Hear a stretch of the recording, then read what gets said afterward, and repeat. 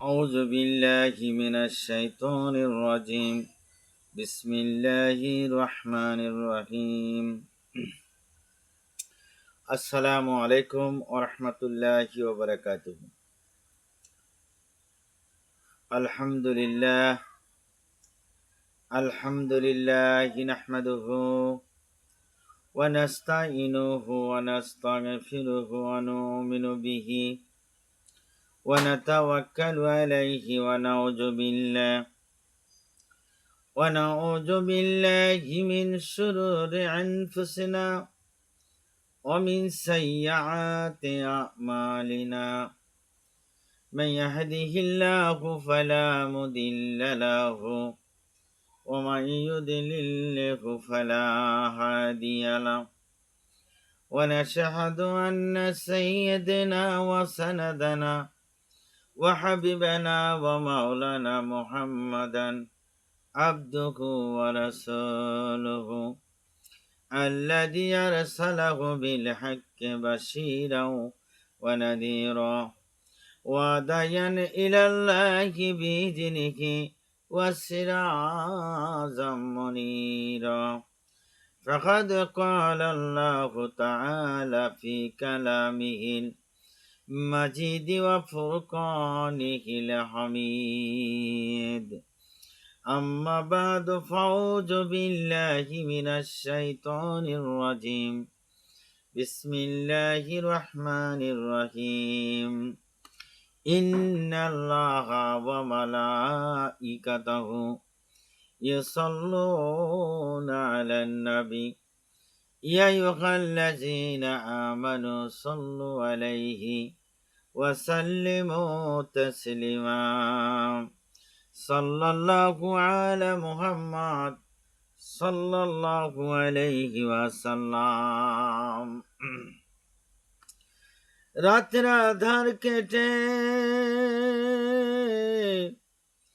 আকাশে চাঁদ উঠল, দেখে দেখে আলোর ধারা ছুটল। সাল্লাল্লাহু আলা মুহাম্মদ সাল্লাল্লাহু আলাইহি ওয়াসাল্লাম। মানবতার বন্ধু তিনি, রাহমাতুল লিল আলামিন। তাই তো শুকর গুজার করি মোরা কুল মখলুকাতে নিশিদিন। সাল্লাল্লাহু আলা মুহাম্মদ সাল্লাল্লাহু আলাইহি ওয়াসাল্লাম।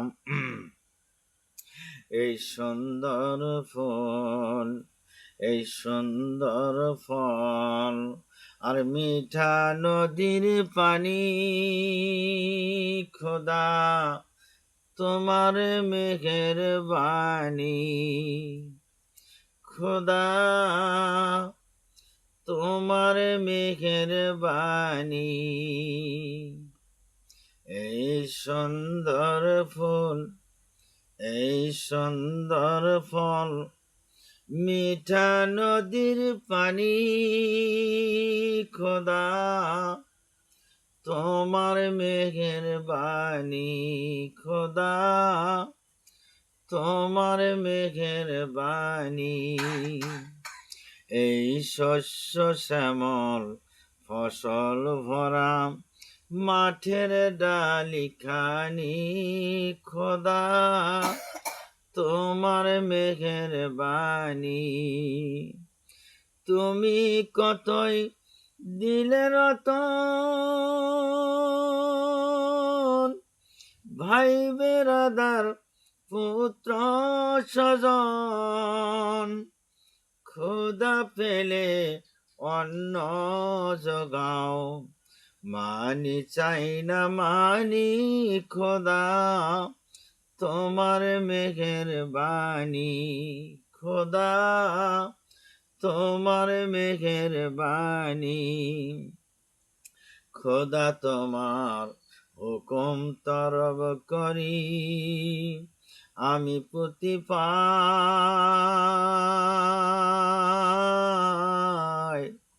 তবু আলো দিয়ে বাতাস দিয়ে বাসাও এ বান্ধায়। শ্রেষ্ঠ নবী দিলে মরে তরিয়ে নিতে রোজ হাসরে, পথে না ভুলি তাই তো দিলে পাক কোরআনের বাণী। খোদা তোমার মেঘের বাণী, খোদা তোমার মেঘের বাণী। এই সুন্দর ফুল, এই সুন্দর ফল, আর মিঠা নদীর পানি, খোদা তোমার মেঘের বাণী। খোদা তোমার মেঘের বাণী। এই সুন্দর ফুল, এই সুন্দর ফল, মিঠা নদীর পানি, খোদা তোমার মেঘের বাণী। মালিক ইবনে দিনার রহমাতুল্লাহ আলাইহি এর একটি মাত্র কন্যা সন্তান ছিল। 7 বছর বয়সের এই কন্যা সন্তানটি যখন মারা গেল, তিনি ওই কন্যার সন্তান দিবারাত্র রোদন করে করে কন্যার জন্য কান্না শুরু করে দিলেন। এক রাত্রে তিনি স্বপ্নে দেখলেন তাকে একটা বিরাট সাপে তাড়াইয়া নিয়ে যাইতেছে। তিনি দৌড়াইতে দৌড়াইতে এক পাহাড়ের কিনারে গিয়া দেখতে পেলেন একটি সুন্দর সাদা পোশাক পরা বুড়া লোক সেখানে দাঁড়িয়ে আছে। তিনি তাকে দেখে বললেন, বাবা, আমাকে তো এই বিরাট সাপে তো তাড়াইতেছে, আমি তো এই সাপে মারতে পারতেছি না, তবে তুমি এই পাহাড়ে উঠো। তিনি পাহাড়ের উপর উঠে দেখলেন সুন্দর একটা অট্টালিকা, বহু বাচ্চারা কচি কণ্ঠে কথা বলতেছেন, আর চারিদিকে সুন্দর সুন্দর ফুলের বাগান। একটা বাচ্চা বলে উঠল, দেখে যাও, দেখে যাও, দেখে যাও, তোমরা আব্বাকে, আব্বা এসেছে, দেখে যাও। এমন আপনি কেমন করে সেখানে? এবার ওই দেখে তার ওই মেয়েটা এসে বলে, দেখেন দেখেন, দৌড়ে আসলো তার কাছে, এসে বলল, আব্বা আসসালামু আলাইকুম, আপনি কেমন করে এখানে আসলেন? তিনি বললেন, মা, তোমার জন্য আমি কাঁদতে কাঁদতে পাগল হয়ে গেছি। হঠাৎ বিরাট একটা সাপ এসে আমাকে একটা বুড়া লোকের কাছে দাবাইয়া নিয়ে আসলো। লোককে দেখতে পাই, সে আমাকে ওই পাহাড়ে উঠতে বললেন। ওই সাপটা হলো আপনার বদামল, সে আপনাকে সবল মারার জন্য আপনাকে তাড়িয়ে নিয়ে যাচ্ছে। আর পাহাড়ের কিনারে সুন্দর বুড়া লোকটা হলো আপনার ন্যাকামল, আপনি ন্যাকামল কম করেছেন, সেই জন্য সে বুড়ার ন্যায় দুর্বল হয়ে গেছেন, তার শরীরে শক্তি নাই। যদি ন্যাকামল যদি বেশি করতেন, তাহলে সে শক্তিশালী হয়ে ওই বদামল সাপটাকে মেরে ফেলতে পারত। তখন মালিক ইবনে দিনার রহমতুল্লাহ বললেন, মা, তাহলে আমি এখন কি করব? মেয়ে বলল, বাবা, আপনি এখন আমার জন্য আপনার আর কান্নাকাটি করা লাগবে না, আপনি বেশি বেশি নেকামল করতে থাকেন দুনিয়াতে, তাহলে আপনার বদামলকে নেকামল মেরে ফেলবে, বদামল আর থাকবে না, আপনি ব্যস্তবাসী হয়ে যাবেন। তারপর আর স্বপ্ন ভেঙে গেল যখন তিনি ইহার পর হতে এত নেকামল করা শুরু করে দিয়েছিলেন এবং বদামল করা বন্ধ করে দিয়েছিলেন যে অনেক কুতুব হয়ে গেলেন। তার নাম বললে রাহমাতুল্লিল আলাইহি বলতে হয়। এখান থেকে আমরা শিখলাম এটাই যে বেশি নেক আমল করলে সে শক্তিশালী হয়ে বদ আমলকে খেয়ে ফেলে, আর নেক আমল সবসময় ভালো জিনিস দেখতে হয়, দেখে দেয়। আমার বন্ধুগণ, এক বাদশা দুনিয়ার লোভ লালসায় নিয়ে ব্যস্ত আছেন। এক রাত্রে বাদশাহ স্বপ্নে দেখেন বিরাট একটা বাঘ তাকে তাড়াইয়া নিয়ে যাইতাছে। সে দৌড়ে গিয়ে একটা গাছে উঠলেন। বাঘ হা করে তার দিকে তাকিয়ে আছে। আর মধ্যে একটা সাদা ইঁদুর এসে গাছের গোড়ালিটা একটু কেটে দিল। এরপর আর একটা কালো ইঁদুর এসে ওই গাছের গোড়ালিটা একটু কেটে দিল। এভাবে সাদা এন্দুর যায়, আবার কালো এন্দুর আসে, কালো এন্দুর যায়, আবার সাদা এন্দুর আসে। পর্যায়ক্রমে একের পর এক গাছের গোড়া যখন কাটা শুরু হয়ে গেল, নিচের দিকে সে দেখেন একটা গর্ত, তার মধ্যে আগুন জ্বলতেছে আর সব কিছুগুলো কিলবিল কিলবিল করতেছে। উপরের দিকে তাকিয়ে দেখে একটা মধুর ভান্ডার ও মৌচাক একটা দেখতে পেলেন। ওই মাছ মৌচাক থেকে মধু পড়তেছে, আর বাদশাহ জিহ্বা পেতে ওই মধুগুলো খাওয়া শুরু করে দিয়েছেন। তার স্বপ্ন যখন ভেঙে গেল, সকালবেলা তিনি রাজদরবারে বসে বলতে লাগলেন, আমি আজ রাত্রে ভয়ানক একটা স্বপ্ন দেখেছি। তোমরা কেউ এই স্বপ্নের ব্যাখ্যা দিতে পারবে নাকি?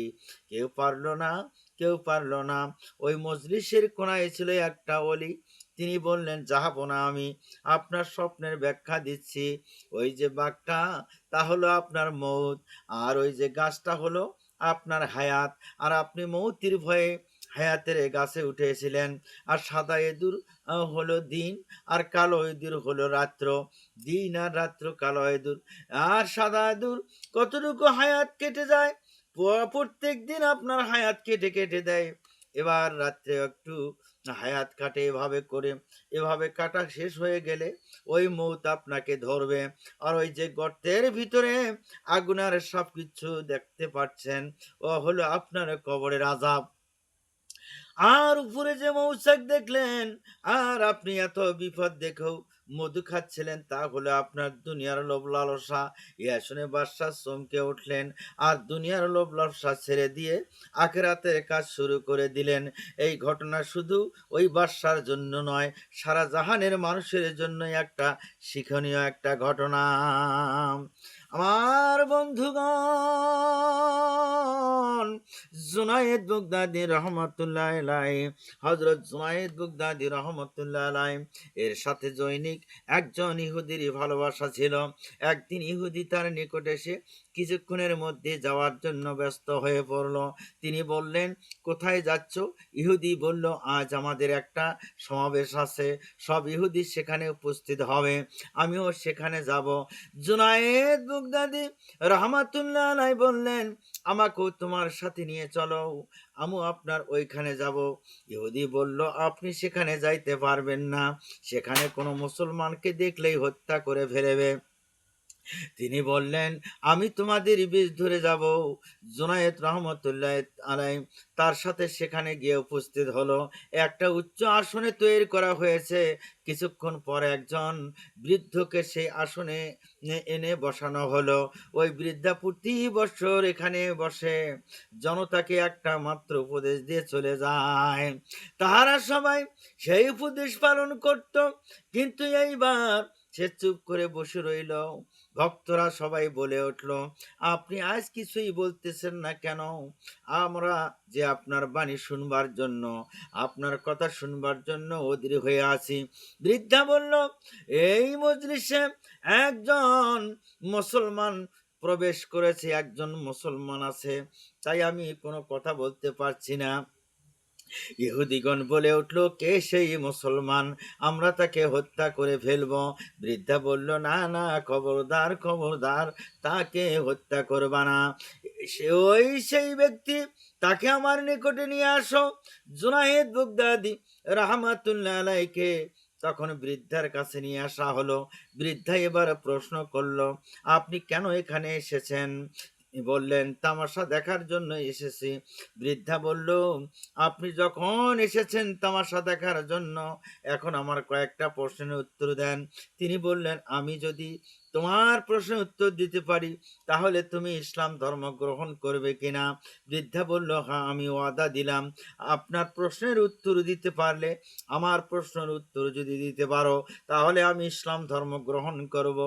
জুনায়েদ বুগদাদি রাহমাতুল্লাহ আলাইহি বললেন, প্রশ্নকারী বড় না উত্তরদাতা বড়? সে বললেন উত্তরদাতা বড়। তখন তিনি বললেন, তুমি প্রশ্নকারী আর তুমি আসন হইতে নেমে আসো, আমি ওই আসনে বসবো, আমি তো উত্তরদাতা, আমি উত্তর দেব। বৃদ্ধা নেমে আসলো, তিনি গিয়ে সেই আসনে বসলেন। আচ্ছা, প্রশ্ন করো, প্রশ্ন করো, আর দেরি করো না। বৃদ্ধা এবার প্রশ্ন শুরু করে দিলেন। 1 নম্বর প্রশ্ন করলেন, আপনারা যে বলেন থাকেন, যে বলে যান বেহেশতে এত আহার করা হবে, তবু পায়খানা প্রস্রাব প্রয়োজন হবে না, কেন হবে না, কিভাবে হবে না, একটু এই কথাটার মানে ভেঙে দিবেন।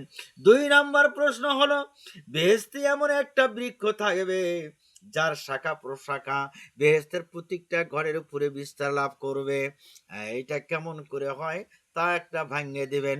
3 নম্বর প্রশ্ন হলো, বেহেশতের নিয়ামত যতই খাওয়া যাবে হবে, উহার ঘাটতি হবে না, উহার কমতি হবে না, এইগুলি সম্ভব কথা নয়, এগুলা তো অসম্ভব কথা।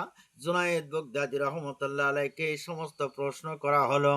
আমার বন্ধুগণ ও আমার ভাইয়েরা, যখন প্রশ্ন করা হয়ে গেল, এবার প্রশ্নের উত্তর এবার দেওয়া শুরু করলেন। জুনায়েদ বাগদাদী রহমতুল্লাহ আলাই 1 নম্বর প্রশ্ন উত্তর দেওয়া শুরু করলেন। বললেন, ও বৃদ্ধ শোনো, সন্তান যখন মায়ের গর্ভে থাকে তখন সে মায়ের রক্ত আহার করে, কিন্তু তার পায়খানা প্রস্রাবের প্রয়োজন হয় না। তুমি জানো না, এই রকম ভাবে ওখানেও প্রস্রাব পায়খানার প্রয়োজন হবে না। 2 নম্বর প্রশ্নের উত্তর, পৃথিবীতে সূর্য মাত্র একটা, কিন্তু আলো সকল গ্রহের উপরে পড়ে, সারা বিশ্বের উপরে সে আলো আছে, আপনি যেখানে যাবেন সেখানে আপনি আলো পাবেন। 3 নম্বর প্রশ্নের উত্তর হলো, কোরআন শরীফ অগণিত লোকে তেলাওয়াত করে, শ্রবণ করে এবং উহার দ্বারা উপকারও পায়, কিন্তু উহার স্বাদ মাধুর্য কোনোদিন কমে না। অতঃপর জুনায়েদ বাগদাদী রহমতুল্লাহ আলাইহি বললেন, আমি তোমার 3টা প্রশ্নের উত্তর দিয়ে দিলাম, এখন তুমি আমার একটা প্রশ্নের উত্তর দিয়ে দাও। বৃদ্ধা বলল, প্রশ্ন করো।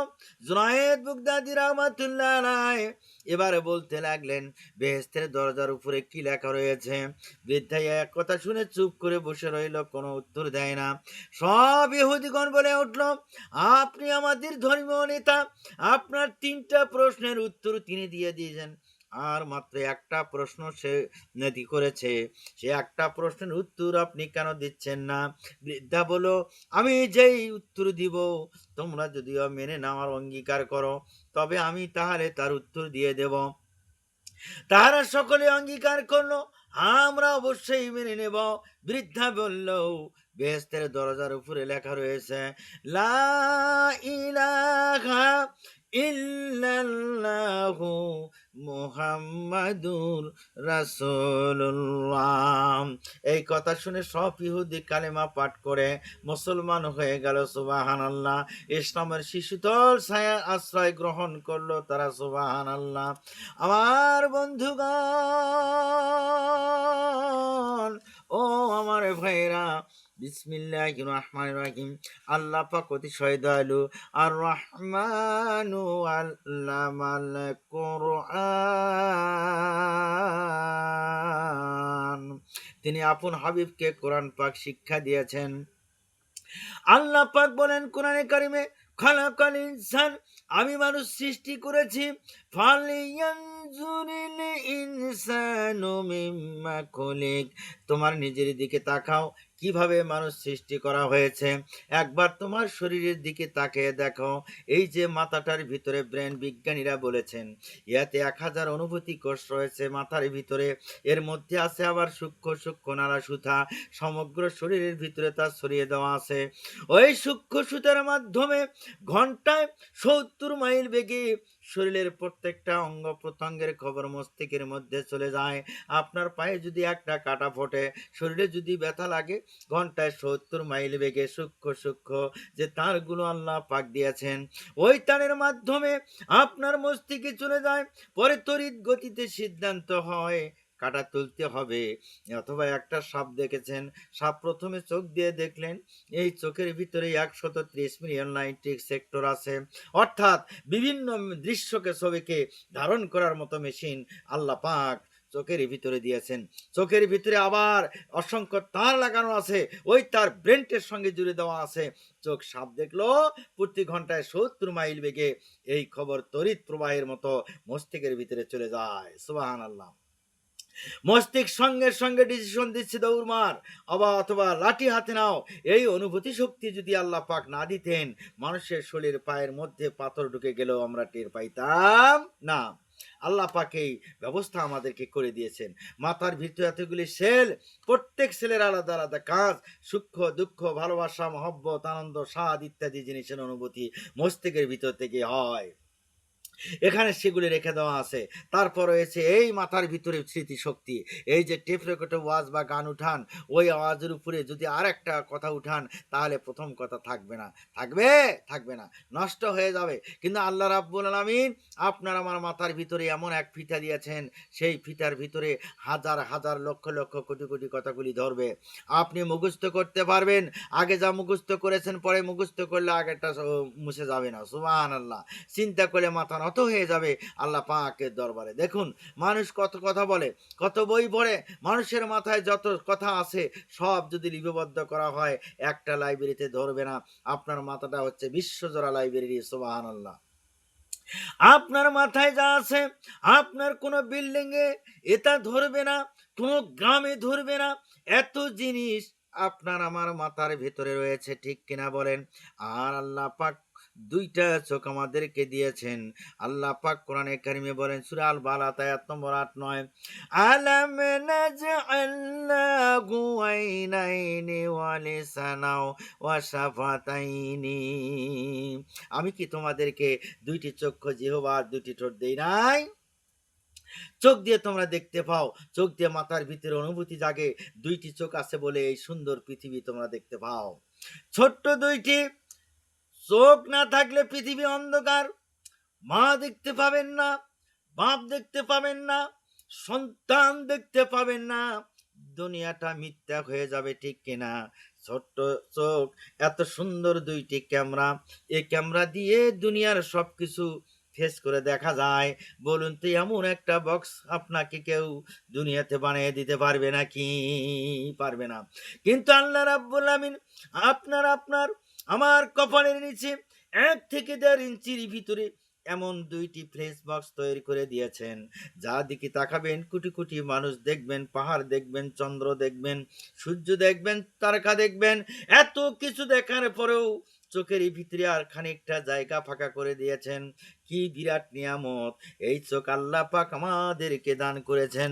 আমার বন্ধুগণ, এই চোখকে হিফাজতের জন্য আল্লাহ পাক আবার চোখের উপরে ভ্রু লাগিয়ে দিয়েছেন, নিচে আবার হাড় লাগিয়ে দিয়েছেন, যাতে করে হাড় আছাড় খেলে হাড়টা চোখটা নষ্ট না হয়, গলে না যায়। তাই আল্লাহ পাকের কাছে শুকরিয়া আদায় করতে হবে, আলহামদুলিল্লাহ। আল্লাহ রাব্বুল আমিন কোরআনে কারিমে বলেন, সূরা আল বালাদ আয়াত 9 এর ভিতরে, আলাম নাজআল লাহু আইনাইনি ওয়া লিসানাও ওয়া শাফাতাইনি। আমি কি তোমাদেরকে দুটি চক্ষু, জিহ্বার দুইটি ঠোঁট দেই নাই? এই জিহ্বার ভিতরে 3000 অসাধারণ স্তর রয়েছে। বিজ্ঞানীরা বলেছেন প্রত্যেকটা স্তরের সাথে মস্তিষ্কের সাথে তার লাগানো আছে। জিহ্বার স্বাদ নেবে, সব জিনিসের স্বাদ নেবে একটা জিহ্বা দিয়ে। তার অনুভূতি, তার স্বাদটা মস্তিষ্কের ভিতরে টের পাবে। সুবহানাল্লাহ। জিলাপির স্বাদ একরকম, রসগোল্লার স্বাদ আর এক রকম, ছানার স্বাদ আর এক রকম, বেলের স্বাদ আর এক রকম, তালের স্বাদ আর এক রকম, মুরগির স্বাদ আর এক রকম, খাসির স্বাদ আর এক রকম, কোরাল মাছের স্বাদ আর এক রকম, কই মাছের স্বাদ আর এক রকম, শাকসবজির স্বাদ আর এক রকম। হাজার হাজার খাদ্যের স্বাদ একটা জিহ্বা দিয়ে নেওয়ার জন্য আল্লাহ রাব্বুল আমিন আমাদেরকে তৌফিক দান করেছেন। সুবহানাল্লাহ। তাই আল্লাহ রাব্বুল আমিন কোরআনুল কারীমে বলেন, ইয়া আইয়ুহাল ইনসানু মা গাররাকা বিরাব্বিকাল কারীম ফাসাওয়াকা রব্বিকাল কারীম আল্লাযী খালাকা ফাসাওয়া ওয়া ফাদালাকা ফি আই সূরাতিম মা শাইয়া। ও মানুষ, কোন জিনিস তোমাকে ধোকায় ফেলে দিল তোমার মহান প্রভুর ইবাদত থেকে? ওই আল্লাহ যিনি তোমাকে সুগঠিত করেছেন, তোমাকে সুন্দর করে বানিয়েছেন, সুস্থ করেছেন, একটার সাথে আর একটা জোড়া পদ্ধতি সুন্দর করে বানিয়ে দিয়েছেন। আপনারা লক্ষ্য করুন, আপনার পা থেকে শুরু করে মাথা পর্যন্ত প্রত্যেকে তার নিজ হাতের 8 বিঘাত মাইপা দেখেন। দুনিয়ার সব কিছু করলেন, কিন্তু নিজের শরীরটা কোনোদিন মাপেন নাই। পা থেকে হাঁটু পর্যন্ত 2 বিঘাত, হাঁটু থেকে কোমর পর্যন্ত 2 বিঘাত, কোমর থেকে বুক পর্যন্ত 2 বিঘাত, বুক থেকে মাথার তালু পর্যন্ত 2 বিঘাত, এই 8 বিঘাত। আর মানুষ যদি পাখির মতো 2টা ডানা বিস্তার করে দেয়, তবে ডান হাতের আঙ্গুল হতে বাম হাতের আঙ্গুল পর্যন্ত 8 বিঘাত। জোরে জোরে বলেন না সুবহানাল্লাহ। লম্বাও 8 বিঘাত, চওড়াও 8 বিঘাত। নিজেরটা অন্যের হাতে মাপলে হবে না। এভাবে করে আল্লাহ পাক সুন্দর করে মানুষ বানিয়েছেন। আল্লাহ পাকের আর একটি হিকমত দেখুন, বুড়া আঙ্গুলের ছাপ যদি কাগজের উপর লেগে দেওয়া যায়, তাহলে আপনি তো আপনি, পৃথিবীর কারো আঙ্গুলের ছাপের সাথে আপনার আঙ্গুলের ছাপ মিলবে না। সুবহানাল্লাহ। আমার নবী